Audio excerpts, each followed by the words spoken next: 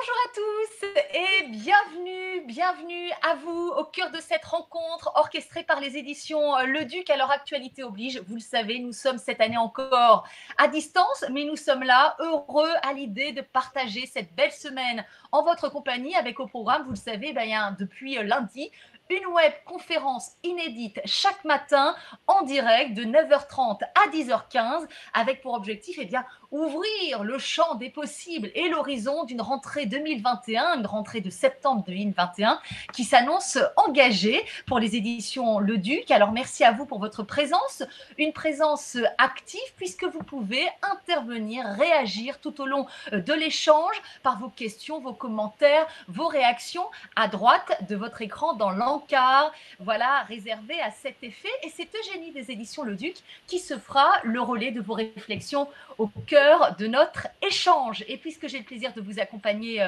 en ce début de matinée, je me présente à vous, je suis Charlotte Savreux, je suis journaliste et ravie d'être là à vos côtés. Alors vous êtes prêts? Eh bien c'est parti. À mes côtés ce matin, j'accueille avec grand plaisir deux femmes exceptionnelles, Rachel Lève et Juliette Mercier. Bonjour à toutes les deux et bienvenue.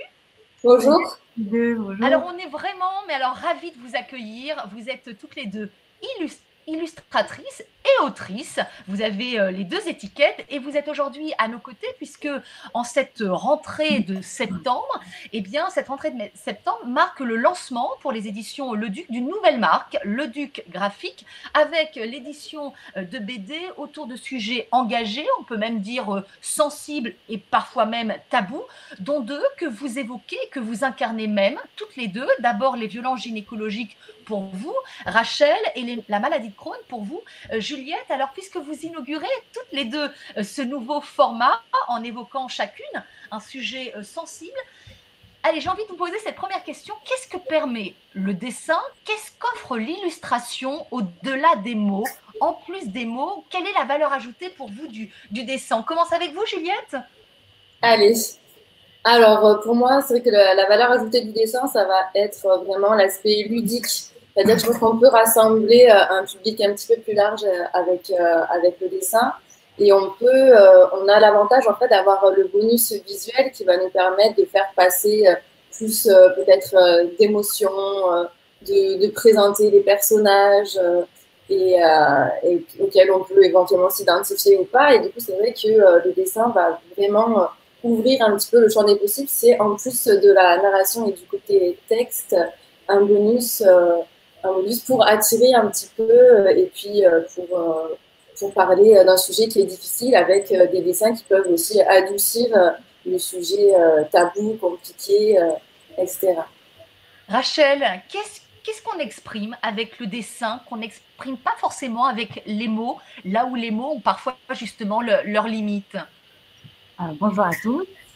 Je retrouve totalement ce que dit Juliette. Je pense que dans le dessin, il y a quelque chose de totalement accessible à tous. On peut toucher à un public qui est beaucoup plus large que ce qu'on aurait pu imaginer au début. Et puis, il y a quelque chose dans le dessin, on va droit au but. Ça veut dire qu'un concept qu'on pourrait expliquer pendant des pages, dans une illustration, dans une seule page, on peut faire passer un message qui est direct et qui va tout de suite à l'essentiel. Et comme le disait Juliette, dans le dessin, il y a tout un tas de sensations, d'émotions qu'on peut faire passer au-delà des mots, je pense. Alors, toutes les deux, vous avez des sujets différents, mais très sensibles. Et finalement, quand on découvre vos BD respectifs, ce qui vous lie et ce qui vous unit, c'est cette volonté d'informer, cette volonté même parfois de dénoncer, mais avec légèreté et avec un trait humoristique. Est-ce que c'est ça tout l'enjeu de la BD, c'est-à-dire d'évoquer sérieusement des sujets sérieux sans se prendre pour autant au sérieux? Oui, je pense que la BD, ça aide vraiment à ça. Et puis, je pense aussi que c'est un peu une philosophie de vie. Je ne sais pas pour toi, Rachel, mais c'est quelque chose dans des sujets compliqués, dans des situations compliquées, que ce soit la maladie ou autre, qui va permettre de dédramatiser la chose et finalement d'en parler avec plus de légèreté, sans que ça plombe l'ambiance, sans que ce soit vraiment dur et difficile, même si le fond l'est, on le présente sous une manière quand même qui est sympathique et qui du coup va plus, je ne sais pas, peut-être décoincer les conversations, un petit peu briser les tabous, vraiment par l'humour, parce que finalement, c'est un sujet difficile, mais qu'on aborde avec légèreté. Rachel? Il y a totalement cette idée de briser le tabou. Je pense que quand on n'ose pas parler de certaines choses, on a du mal. C'est des choses qui sont plutôt intimes, qui sont de l'ordre de nos expériences personnelles aussi, Juliette, pour toi aussi, j'imagine.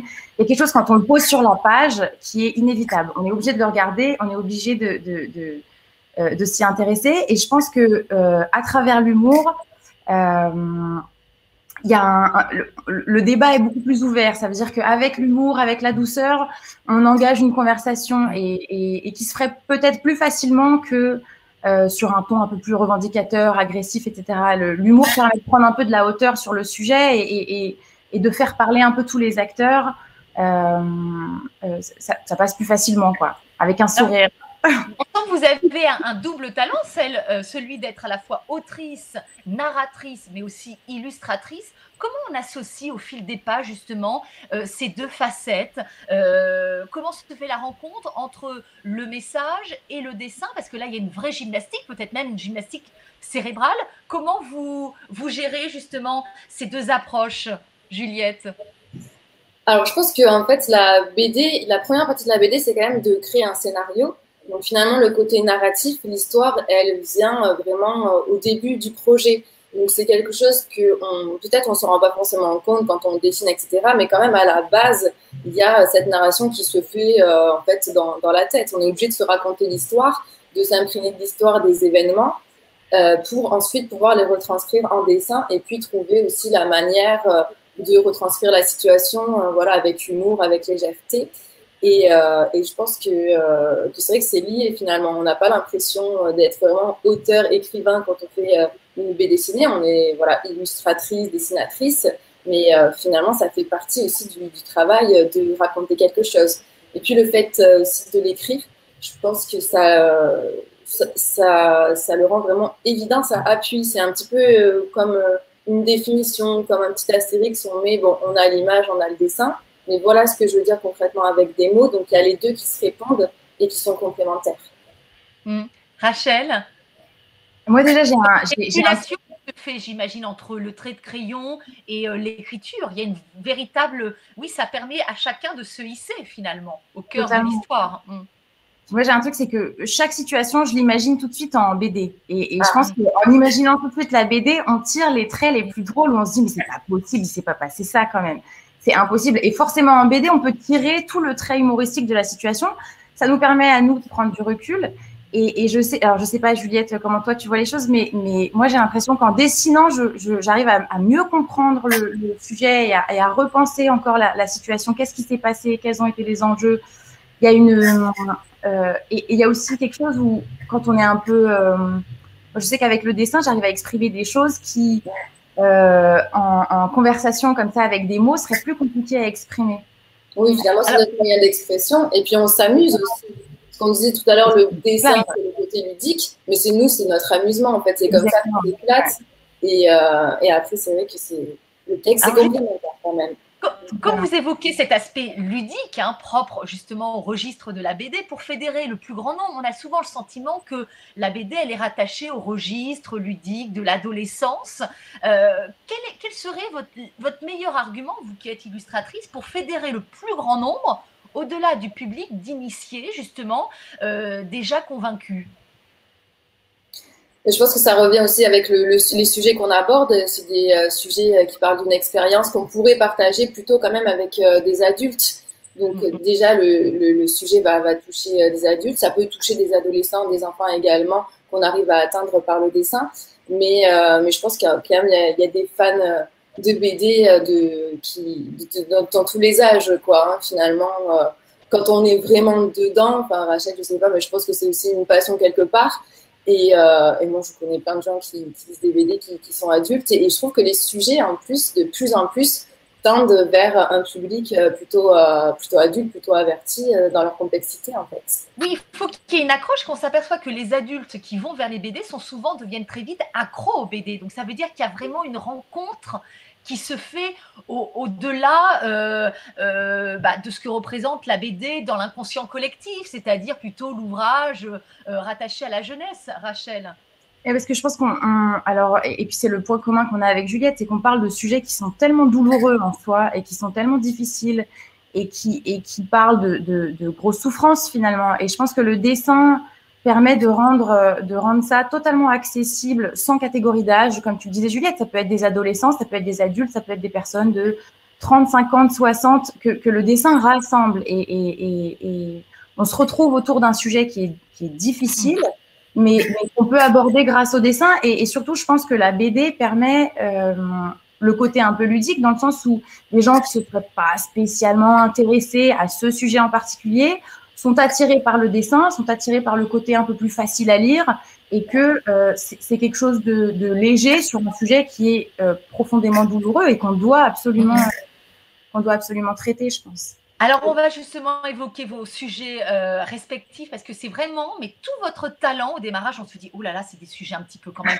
lourds, hein, des sujets sensibles, et vous y mettez, mais alors une légèreté, un humour, une fraîcheur, vraiment, qui mérite qu'on s'y intéresse, et c'est tout l'enjeu, justement. C'est tellement des sujets aujourd'hui qui sont des sujets même de société, que c'est votre accroche pour justement fédérer le plus grand nombre, c'est cette fraîcheur que vous y mettez, et on y retrouve une vraie philosophie de vie qu'on va tout de suite partager. On va commencer avec vous, Rachel. Voilà. Et Juliette, vous restez avec nous, hein, on vous retrouve juste après. Alors, Rachel, je rappelle le titre de votre livre, Mon vagin, mon gynéco et moi, en finir avec les violences gynécologiques. Et ce sera donc à la rentrée de septembre aux éditions Le Duc graphique. Alors, pour commencer, on peut dire que ce format de BD sur ce sujet qui vient dénoncer ces violences, c'est une première. Comment vous l'expliquez? Il y a des sujets plus difficiles à aborder que d'autres en BD? Je pense que si c'est une première, si ce sujet c'est une première en BD, ça veut dire qu'on a énormément de chemin à faire. Il faut rappeler que c'est un sujet qu'on a déjà abordé depuis des années, qu'il y a eu des films qui ont été faits, des livres qui ont été faits, il y a plein de comptes Instagram, Twitter, etc. Et que si c'est la première fois qu'on en parle en BD, ça veut dire que la lutte contre les violences gynécologiques est pas encore terminée. Et encore aujourd'hui, il y a des milliers de femmes qui souffrent de violences gynécologiques sans en être consciente en plus la plupart du temps. Et c'est pour ça qu'il faut absolument continuer de parler de ce sujet par tous les médiums possibles. Et je pense que la BD peut donner un côté un peu accessible à ce sujet qu'on doit absolument traiter. Alors, quel a été, votre déclic, justement, pour votre démarche à aborder ce sujet? Qu'est-ce qui vous a inspiré, qui n'avait pas encore donné lieu à création, d'une certaine manière? Moi, le déclic, ça a été une expérience personnelle. C'est venu vraiment d'une expérience personnelle où, en fait, on m'a diagnostiqué une endométriose il y a quelques années. Et ce diagnostic a pris 8 ans. Et en fait, pendant 8 ans, ça a été une espèce d'errance médicale de gynécologue en gynécologue où personne ne comprenait cette douleur. L'endométriose, l'un des principaux symptômes, c'est les règles douloureuses, mais c'est des règles qui sont insupportables.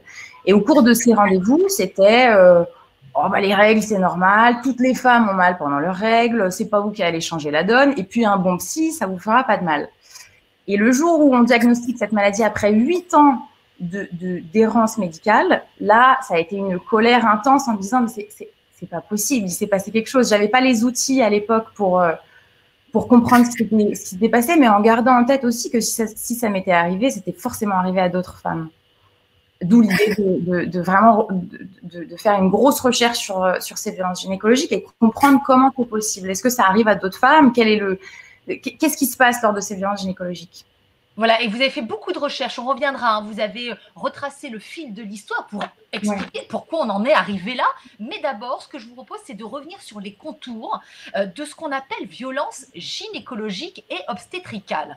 À partir de quand il y a violence gynécologique? C'est une question importante parce que la posture des femmes chez le gynécologue est en soi tellement intime, délicate, inconfortable que la frontière finalement est assez floue.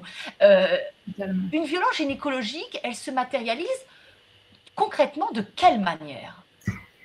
Comme vous le dites, la consultation gynécologique à la base, elle est tellement intrusive, elle est tellement compliquée. Quand on a les jambes écartées, le sexe à l'air, face à un ou une parfaite inconnue et qu'on va devoir aborder des sujets qui sont de l'ordre de l'intime, qui sont souvent tabous, la sexualité, la contraception, les règles, tout ça, c'est déjà une position où la femme est dans une telle vulnérabilité qu'à partir du moment où face à elle, elle va se retrouver face à un médecin qui va la mépriser, qui va la faire sentir coupable, qui va l'inférioriser, il y a violence gynécologique. À partir du moment où la femme sort de la consultation gynécologique et qu'elle a eu, mais tout simplement, hein, on parle de quelque chose qui semble basique, quand la femme sort de la consultation gynécologique et qu'elle a eu l'impression de ne pas avoir été assez écoutée, assez accompagnée, il y a violence gynécologique. Pourquoi? Parce que c'est pas anodin, comme on n'est pas en train de vérifier une otite ou une consultation dermatologique. On est dans une situation qui est extrêmement intime et les violences gynécologiques commencent par là. Alors, un sujet pris très au sérieux, hein, puisque les autorités se sont même emparées, se sont saisies du problème. Hein, c'est ce que vous dites dans votre BD, c'est-à-dire que le HCE, qui est le Haut Conseil pour l'égalité, a remis un rapport quand même en 2018 dressant une sorte de typologie en référençant 6 types d'actes sexistes. Alors, un sujet, on le voit, hein, ce qui finalement n'est plus seulement un sujet de santé, mais c'est vraiment un sujet de santé publique et même de société. Totalement. C'est un vrai sujet de société parce que ça concerne potentiellement toutes les femmes. Toutes les femmes, à partir des premières règles jusqu'à la ménopause, sont censées aller chez le gynécologue. Et heureusement qu'on a les gynécologues et on a besoin des gynécologues. Et c'est pour ça que c'est pas un livre contre les gynécologues. On a absolument besoin du personnel soignant pour notre santé sexuelle. Le problème, c'est que potentiellement, toutes les femmes qui vont voir un gynécologue peuvent être victimes de violences gynécologiques sans même en avoir conscience. Pourquoi elles n'en ont pas conscience? Parce que ce sont des violences qui font partie de l'ordinaire, qui sont tolérées, qui passent inaperçues, totalement banalisées. Quand on insère un spéculum sans demander la permission ou quand on fait un frottis vaginal sans demander la permission, ce sont des violences gynécologiques. Et donc, c'est un sujet de société parce qu'il concerne potentiellement toutes les femmes. Et on doit absolument donner à toutes les femmes les outils pour déceler et pour comprendre ce qui se joue dans la consultation gynécologique. Alors justement, concrètement, quels sont ces actes qui sont condamnables et qui sont aujourd'hui condamnés? Parce que certains, on n'imagine pas forcément. Est-ce qu'on référence justement ces 6? On les donne, Rachel, vous les avez en tête? Parce que c'est un peu, on va dire, bureaucratique. C'est un peu bureaucratique, mais je pense que justement, ce qu'il faut expliquer, c'est qu'il y a un panel très très large de violences. Et ça va de ce qu'on va considérer comme banal ou infime jusqu'à des violences qui sont extrêmement graves, qui sont de l'ordre de l'agression sexuelle, du viol ou même des problèmes de consentement. Où là, on est vraiment il n'y a aucun doute sur le fait qu'il y a eu des violences. Maintenant, ce qui est intéressant pour la plupart des femmes, c'est de comprendre aussi ce qu'on considère comme ce qu'on disait auparavant, ces violences qui sont totalement banalisées et qui sont de l'ordre de l'ordinaire. Une femme à qui on va faire qui va recevoir un propos porteur de jugement sur la façon dont elle s'habille ou sur sa sexualité ou sur la façon de s'habiller, c'est de la violence.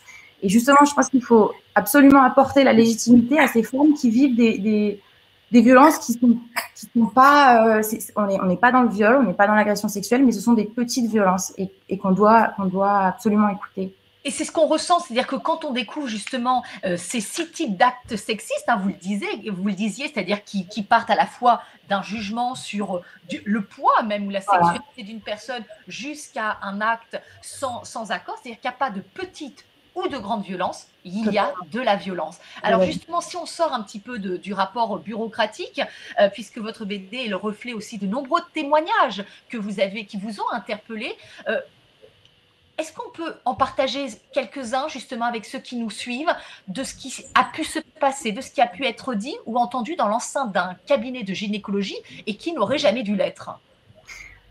On peut partager des témoignages. Je pense que ce qui est assez drôle, c'est que les témoignages se trouvent tout autour de nous. Ça veut dire que moi, je me suis amusée à retirer un peu ce tabou et entre copines de parler de ce qui se passe chez le gynéco. Et c'est là où il faut, et je pense que c'est un peu le but du livre, c'est toutes nos amies qui sont passées chez les gynécos ont potentiellement subi ces violences et on a des choses totalement infimes, par exemple, quand on est grosse et fumeuse, on s'occupe d'autre chose que de sa contraception ou alors la perte de libido avec les pilules, écoute, ça te fera pas de mal, c'est ça d'être une femme. Alors après, bien évidemment, on peut raconter les épisodes qui sont de l'ordre de la charcuterie quelquefois. lors des accouchements, etc. Mais je pense que tout se trouve dans le livre. Et ce qui est intéressant, c'est de voir c'est de savoir déceler les violences qui sont devenues totalement ordinaires. Alors, les femmes, on va parler aussi des femmes qui, à la fois, en effet, sont les premières concernées, mais aussi les premières à renforcer cette loi aussi de l'omerta en maintenant le silence. Parce que vous disiez, c'est un sujet très tabou. Même ce terme de violence gynécologique, d'ailleurs, est assez récent. Hein, vous le dites dans le livre. Quelques chiffres quand même. 75% d'épisiotomies sont réalisées sans le consentement des femmes. 3% des plaintes déposées à l'ordre des médecins en 2016 concernent des agressions sexuelles et des viols. Bon, quand même, on est au degré supérieur de la violence. Comment vous expliquez ce silence dont les femmes sont à la fois victimes mais aussi responsables d'une certaine manière? Je pense que je ne sais pas si ni les médecins ni les femmes sont responsables de ce silence. Je pense que c'est vraiment un système. C'est notre société qui est responsable de ce silence. Et je pense qu'il y a plusieurs points. Déjà, le premier point, c'est qu'on s'adresse à un sujet qui est extrêmement intime et que c'est difficile de venir sur les réseaux sociaux et sur la toile parler de l'accouchement ou la consultation avec, encore une fois, les jambes écartées et le sexe à l'air. Donc, on est dans un terrain qui est extrêmement, extrêmement intime et un peu tabou. On a cette espèce de tabou collectif qui fait que bon, bah, nos sœurs sont passées par là, nos copines sont passées par là, nos mères, nos grands-mères. Donc, bon, ça doit être, est-ce que c'est normal? Est-ce que c'est moi qui vis mal la chose ou est-ce qu'il y a un souci dont on ne parle pas? Et la troisième chose qui est hyper importante, c'est qu'on s'adresse à une figure d'autorité.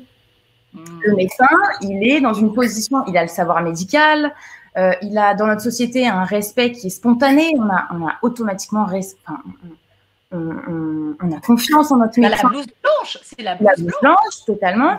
Et se positionner face à cette position d'autorité, c'est extrêmement compliqué parce qu'il est dans une position qui est presque inébranlable et la patiente face à son gynéco est un peu en position d'infériorité automatiquement.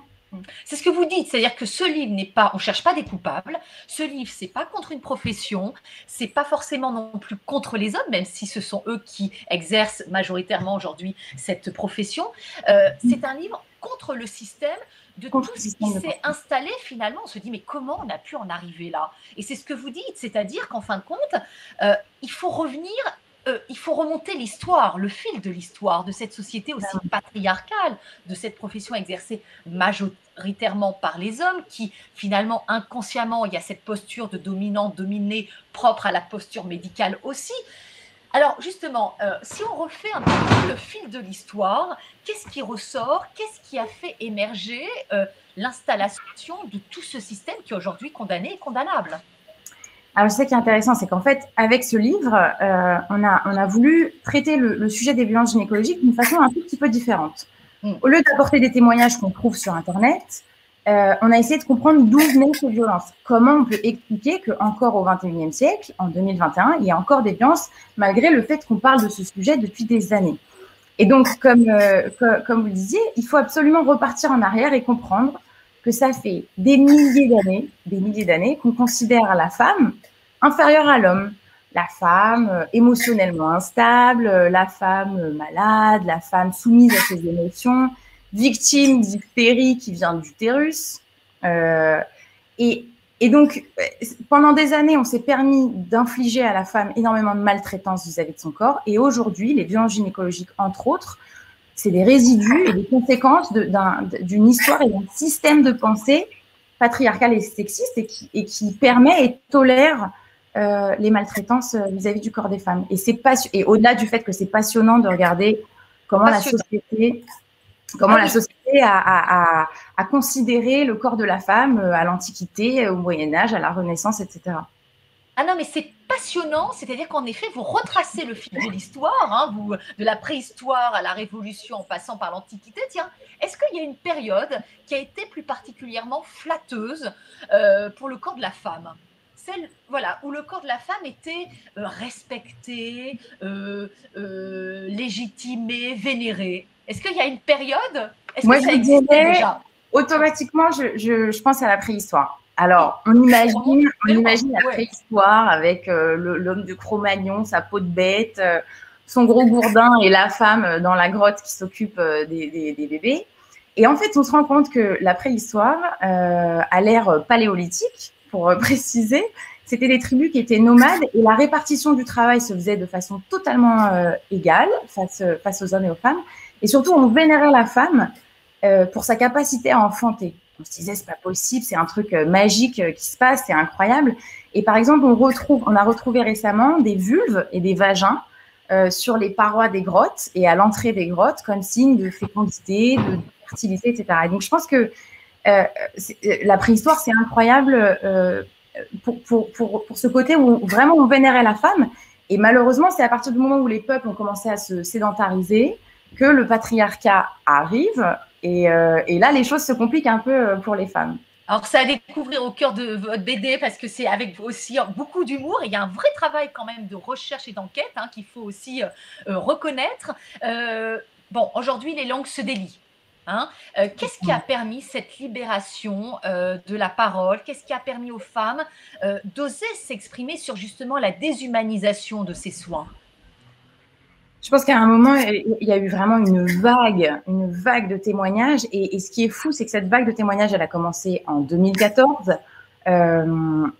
avec en 24 heures 7000 tweets qui sont sortis. Et depuis 2014, on continue d'être envahi de témoignages de femmes qui racontent leurs ressentis. Et je pense que les réseaux sociaux ont une part hyper importante dans cette idée de retirer le tabou sur les violences gynécologiques. Mais malheureusement, comme on le disait au tout début, on ne parle pas encore assez de ce sujet-là et c'est des violences qui sont encore ordinaires et totalement inaperçues. Et c'est pour ça que vous le faites au cœur de cette BD, parce que c'est finalement ce premier format qui dénonce justement ces violences gynécologiques. C'est aussi un moyen de permettre aux femmes de se réapproprier leur corps, parce que c'est ce que vous dites au cœur de votre ouvrage, c'est-à-dire que c'est tout l'enjeu. C'est-à-dire une fois que les femmes reprennent finalement le pouvoir sur leur corps, après finalement ces violences n'existent plus parce qu'on peut se positionner et s'affirmer d'une certaine manière.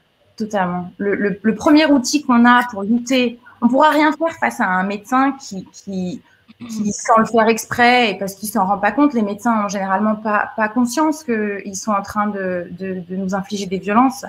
Mais le premier outil qu'on a, c'est notre corps. C'est pratique, on en a tout un. Et l'outil est à disposition. Et je pense qu'il y a un vrai tabou sur le corps des femmes. On ne sait pas tellement, nous-mêmes, on ne sait pas tellement comment ça fonctionne, les règles, bon. Il y a tout un sujet qui est tabou autour du corps de la femme. Et je pense que connaître notre corps, réussir à parler de sexualité, des règles, de contraception, qu'on enlève le tabou sur le corps de la femme, on sera en mesure de le connaître et de le protéger.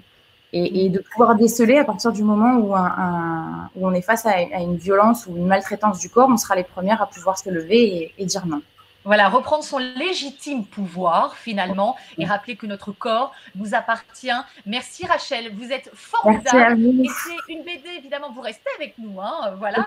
Et on va rappeler que c'est une BD qui s'adresse aux femmes, mais qui s'adresse finalement à tout le monde et même au corps médical pour apostropher le corps médical justement sur certaines de ces dérives. Merci Rachel, vous restez en notre compagnie.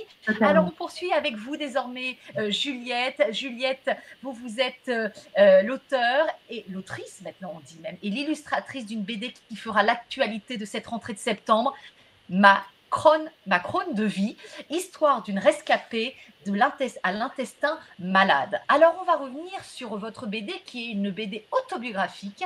Vous revenez sur votre parcours, celui d'une jeune fille à qui on diagnostique à l'âge de 16 ans la maladie de Crohn. Vous partagez donc avec les lecteurs toutes les étapes pour renouer avec ce corps qui vous échappe d'une certaine manière, donc entre les doutes, les déroutes, les espoirs, les désillusions.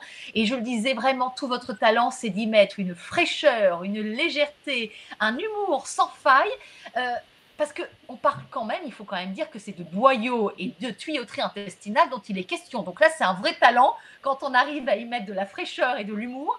Si vous deviez aller déjà, pour ancrer le décor, si vous deviez expliquer en quelques mots ce qu'est la maladie de Crohn, vous en diriez quoi, Juliette, avec le recul de votre expérience? Alors, la maladie de Crohn, déjà, c'est une maladie inflammatoire et chronique de l'intestin. Donc, c'est une maladie, en fait, qui va s'attaquer au système digestif et qui peut toucher différentes parties. Alors, les symptômes et les parties touchées, ça varie beaucoup selon les personnes qui sont atteintes de la maladie de Crohn. Donc, moi, je parle dans mon cas. Ça s'est focalisé sur la partie du gros intestin. Et en fait, ça s'est traduit par des symptômes qui ressemblaient un petit peu au début à une gastro, c'est-à-dire des diarrhées et des douleurs abdominales. Et puis ensuite, la maladie a évolué et a pris d'ampleur et a empiré. Mais au début, voilà, on était vraiment, donc quand j'ai eu 15 ans, que j'ai eu les premiers symptômes, c'était des diarrhées et puis une douleur. Et d'ailleurs, au début, mon médecin a cru que c'était une gastro. Donc, alors, des symptômes qui, vous le dites dans votre BD, hein, qui vous transforment petit à petit en fantôme, pour reprendre vos termes. Donc, au début, c'est ce que vous disiez, une simple gêne, puis une maladie qui finalement prend de plus en plus de place dans votre vie quotidienne, jusqu'à prendre d'une certaine manière le pouvoir de votre corps. Et commence alors pour vous justement ce combat de rester maître et acteur de ce corps. C'est tout l'enjeu de votre livre. oui, c'est ça. En fait, il y a deux choix quand on apprend qu'on a atteint d'une maladie. C'est soit de vivre avec et de continuer à se battre, soit d'abandonner et de se laisser bouffer finalement par la maladie. Donc moi, c'est vrai que j'ai eu le diagnostic quand j'étais assez jeune, donc j'avais quand même une certaine insouciance. Et puis j'avais envie de toute manière de croquer la vie. J'étais bien entourée, j'avais envie de faire plein de choses. Donc du coup, je pense que c'est aussi l'avantage que j'ai eu, c'est d'avoir toujours beaucoup de volonté et puis de faire avec. Voilà. De se dire de toute manière, moi, dans mon cas, ça ne s'est pas réglé par des traitements. Donc, c'est une maladie qui a duré longtemps, qui m'a fait souffrir tous les jours. Donc, moi, je n'ai jamais eu un jour de répit, une semaine de répit. Ça n'a pas existé dans l'histoire de ma maladie. Donc, pour vivre ma vie et puis pour retrouver une certaine normalité aussi, pour m'intégrer avec mes amis, etc., dans ma vie étudiante, il a bien fallu que je me batte et que j'essaie de faire avec, malgré tout. Parce que vous avez été, comme Rachel, vous avez connu l'errance médicale, hein, c'est-à-dire que votre histoire, c'est celui d'un long parcours, semé de doutes, d'interrogations, de suspicions. Vous êtes passé de médecin en médecin, toujours des interrogatoires, parce qu'il a fallu mener cette enquête jusqu'à trouver, justement, à mettre des mots sur vos mots. Vous vous souvenez du jour où le diagnostic a été posé, parce que j'imagine qu'il y a une ambivalence entre à la fois le soulagement de comprendre, une libération de comprendre, en même temps l'angoisse d'être confronté à une maladie. Alors moi, donc les premiers symptômes sont apparus à 15 ans. Moi, j'ai eu la chance d'être diagnostiquée assez tôt, puisque 6 mois après, en fait, j'avais mon diagnostic. Et puis, comme j'avais 15 ans et que j'étais ado, insouciante et voilà, plus intéressée par les copains, les copines que par l'aspect médical des choses, finalement, quand on m'a annoncé la maladie, j'ai eu un certain soulagement parce que je me dis, bon, c'est super, je vais avoir des médicaments, je vais avoir un traitement et puis ça va passer. J'avais pas la notion encore des complications. Je pensais qu'on était malade, on était soigné et ça s'arrêtait là. Donc finalement, au début, moi, le diagnostic, c'est vrai que je l'ai plutôt bien vécu puisque j'ai pensé que le problème allait être réglé rapidement. Par contre, ça a été beaucoup plus difficile pour mon entourage puisque forcément, j'étais très accompagnée par ma famille à ce moment-là. Et je pense que pour eux, ça a été vraiment un coup de massue. Ils ont dû se dire, déjà culpabiliser parce que quand on est parent, on se dit est-ce que c'est pas notre faute, on a donné les mauvais gènes, etc. Et puis aussi s'inquiéter parce que est-ce que ça va s'arrêter. Eux, ils avaient cette notion que moi, je n'avais pas. Et c'est vrai qu'au fur et à mesure de la maladie, là, j'ai commencé à ressentir des émotions qui étaient liées à la maladie et qui n'étaient pas du tout... qui n'aurait pas dû être là, en tout cas à cet âge-là, puisque j'ai commencé à avoir eu honte, puisque effectivement, bon, ça touche à l'intime, comme beaucoup de maladies, comme l'endométriose, du coup, comme d'autres maladies intestinales et d'autres maladies autres. Et du coup, on a ce tabou-là qui fait qu'on commence à avoir honte, on est gêné d'en parler, on n'a pas envie que ça se voit, on n'a pas envie que ça se sache. Et puis, on a aussi tout le regard des gens, en fait, qui arrive petit à petit, où on se rend compte que finalement, les gens, même si parfois ils veulent être bienveillants, ils vont avoir tendance à mettre de côté parce qu'ils ne la voient pas. C'est une maladie invisible, donc elle n'existe pas. Peut-être qu'elle est dans ta tête. Peut-être que c'est ta faute, que tu manges mal, que tu ne fais pas assez de sport. Peut-être que c'est autre chose. Et donc ça, en fait, c'est surtout le regard des gens qui va provoquer une certaine désocialisation au bout d'un moment. Mmh. Et, Oui, c'est ce que vous découvrez, c'est-à-dire que vous le disiez, vous découvrez à 16 ans que finalement, traiter n'est pas guérir, puisque ouais. vous passez, à chaque fois, c'est beaucoup d'espoir quand un traitement justement vous est proposé, et finalement, c'est aussi beaucoup de désillusions. Est-ce que votre jeunesse, puisque ça vous a été diagnostiqué à l'âge de 16 ans, est-ce que votre jeunesse vous a permis de dédramatiser et peut-être de poser un autre regard sur la maladie qui vous a permis aussi de résister d'une certaine manière? Et oui, parce que je pense que quand on a 15 ans, ben, finalement, la maladie, la santé, c'est pas le sujet principal de notre vie, en fait. Ça tourne pas autour de ça. On a plein d'autres choses à faire. On a la scolarité, on a la fête, voilà. Et on a 18 ans, on a plein de libertés qui arrivent. Donc, en fait, j'ai eu la chance que la maladie soit pas tout de suite au centre de ma vie. Et finalement, c'est vrai qu'elle va me rattraper de toute manière parce que la santé, c'est quand même essentiel pour faire tout ça. Et ça va me rattraper, mais au début, effectivement, la jeunesse fait que c'est un petit peu secondaire. On a d'autres envies, on a d'autres choses qui arrivent et on est très sollicité, très occupé en fait par toute cette liberté qui nous tombe dessus et dont on va pouvoir profiter. C'est un peu d'abord ça l'intérêt. Alors, vous apprenez, c'est ce que vous dites dans votre ouvrage, c'est-à-dire que vous apprenez finalement à vivre avec, à défaut de traitement et à défaut de guérison, vous apprenez à composer avec la maladie jusqu'au jour où là, vous avez un déclic, vous retrouvez debout face au miroir, vous pesez alors 37 kilos, le teint gris, les yeux cernés, et là, vous constatez finalement les dégâts de la maladie qui a pris le pouvoir, très clairement. Et là, vous décidez de passer à une autre étape, celle de l'opération l'iléostomie. Alors expliquez-nous en quoi consiste cette opération, parce que c'est une opération lourde qui est justement vous permet d'une certaine manière de vous libérer, mais à quel prix? Oui, alors l'iléostomie, en fait, ça fait partie un petit peu de la famille des opérations, les stomies. L'iléostomie, donc ça va concerner, c'est une amputation finalement de l'organe malade. Donc on va retirer l'intestin malade. Donc pour moi, ça a été le gros intestin. Et ensuite, on va recoudre l'intestin sain sur l'abdomen. Donc c'est-à-dire qu'on a l'intestin sain qui dépasse de l'abdomen, sur lequel on pose une poche. C'est un matériel médical spécifique qui va recueillir les selles. De manière externe dans cette poche. Voilà. Alors, c'est vrai que c'est une opération lourde, 8 heures, avec justement les conséquences que vous venez d'aborder. Et pourtant, vous dites que dans votre vie, cette opération, elle a eu un avant et un après. Qu'est-ce qu'elle a apporté de mieux à votre vie quotidienne?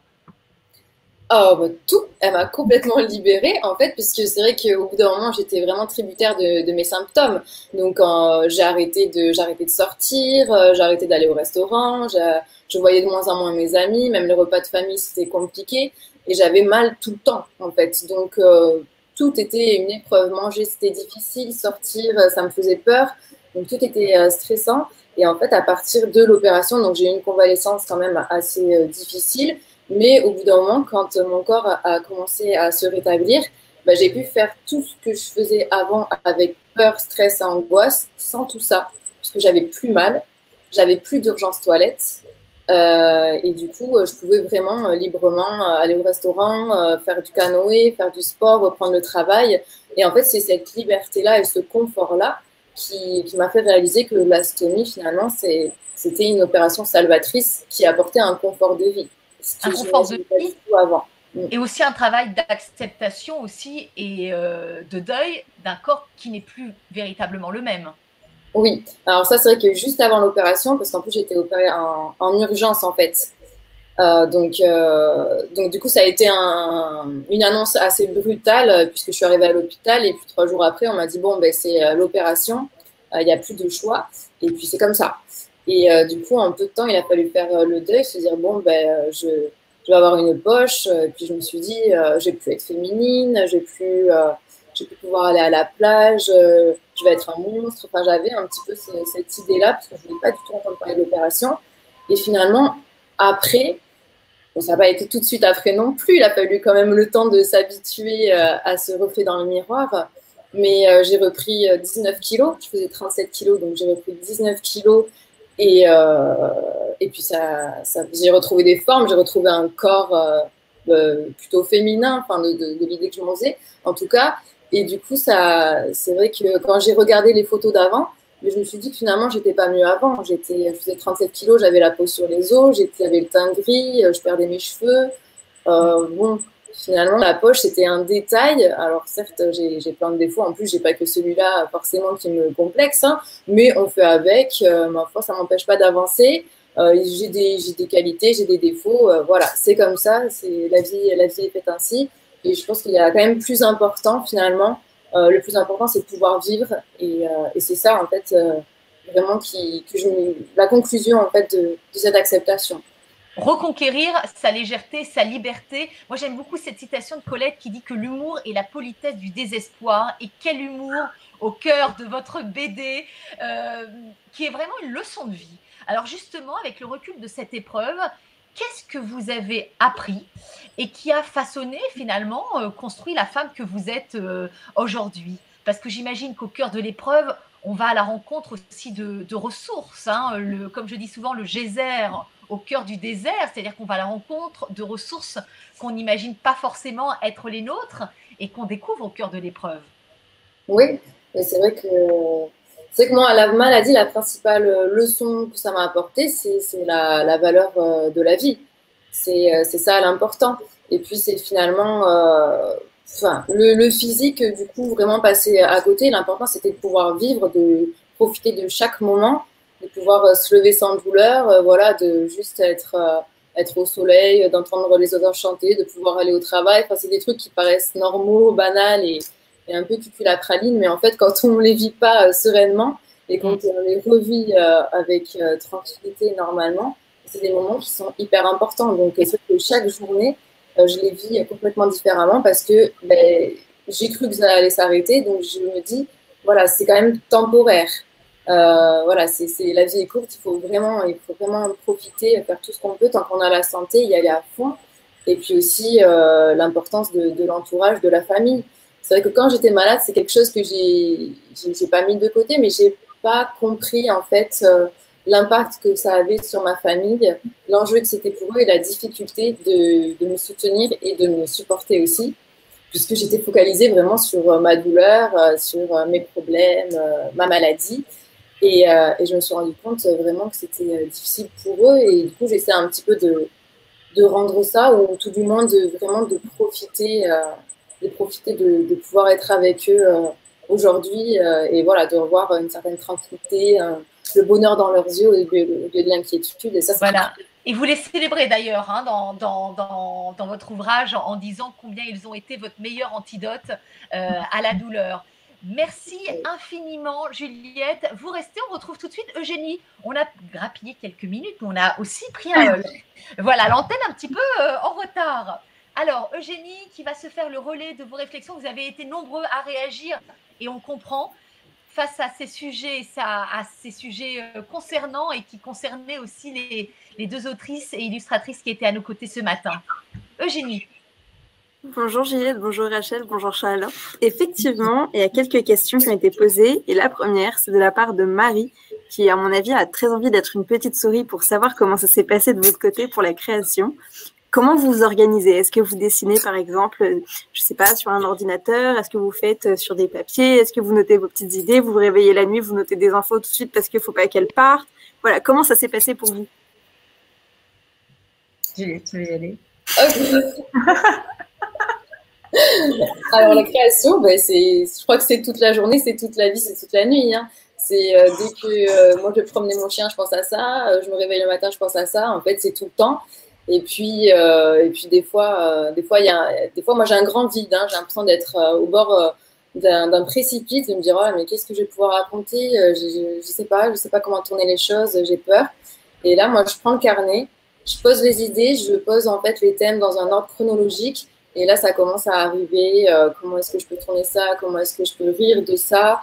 Et ça vient de cette manière-là. Moi, chez moi, c'est tout doit passer par le dessin. Et donc, dans le processus de BD, j'ai dû faire, je sais pas, 150 000 dessins qu'il a fait. Et le travail a été trié ensuite.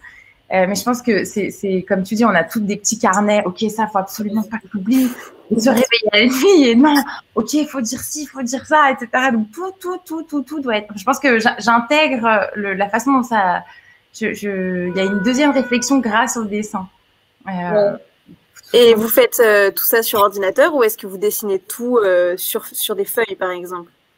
Alors moi, je fais des schémas pourris au début sur le carnet. Donc vraiment, c'est la mise en page, c'est des ronds pour les personnages. Enfin, c'est juste, moi, je visualise très bien les choses, mais ça ne ressemble à rien. Et par contre, ensuite, moi, je passe directement sur l'ordinateur au propre, tout de suite.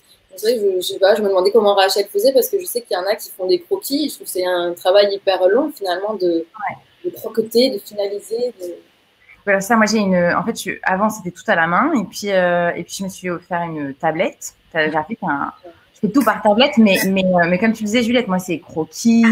Ensuite, on repasse au noir. Il y a un grand soin. Et puis, le dessin se finalise de façon très, très lente, en fait.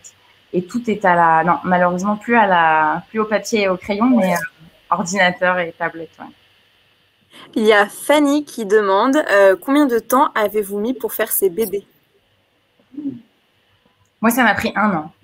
Entre le démarrage du projet, toute la recherche, parce qu'il y a eu 4-5 mois de recherche intense avant de poser quoi que ce soit et avant de poser les dessins et de comprendre la façon dont on va articuler le chapitre. Ça a pris 1 an. Ouais. Moi, j'ai commencé en août dernier et j'ai fini la semaine dernière. Donc, bravo, t'as fini. En tout cas, je vois beaucoup de bravo et félicitations pour toutes les deux. Il y a vraiment un mouvement collectif. Et vous êtes plus team nuit ou team jour pour travailler? Team tout le temps. Team décompté, moi, ça dépend. Moi, je suis vachement. J'aime bien le matin, en tout cas. Le matin, autant l'après-midi, je suis peut-être un peu moins productive et le soir, mais voilà, c'est soirée, week-end, c'est dès qu'on trouve un moment. Et de toute façon, moi, ne pas dessiner pendant 2 jours, ça je suis nerveuse, quoi. Totalement. Vraiment. C'est vraiment c'est une addiction. Et tout doit passer par le dessin. Moi, c'est team très, très tôt le matin, quand personne n'est réveillé, pas de WhatsApp, pas de Facebook, rien du tout. Descends. Très bien. Merci beaucoup pour vos réponses. Merci à tous. Merci infiniment. Merci Eugénie. Alors, on se retrouve, nous, demain. C'est la fin de ce webinaire. Merci à vous de nous avoir suivis. Merci à vous deux pour votre présence et cet échange inspirant. Je rappelle les titres de vos ouvrages. Mon vagin, mon gynéco et moi, en finir avec les violences gynécologiques. C'est de vous, Rachel Lève, Ma chronie de vie, histoire d'une rescapée à l'intestin malade. C'est votre BD, Juliette Mercier, et c'est aux éditions Le Duc graphique. Le lancement, c'est pour septembre prochain. Quant à nous, on se retrouve demain à 9h30 pour le dernier webinaire de la semaine qui sera consacré à un ouvrage qui donne l'envie d'avancer en âge, d'habiter son âge et qui nous rappellera que prendre de l'âge n'est pas vieillir. Un livre porté avec beaucoup de dynamisme. Vous le verrez demain, c'est un concentré d'énergie par Natacha Dizowski. Alors rendez-vous demain et en attendant, très belle journée à tous. À demain. Bonne journée. Au revoir. Au revoir.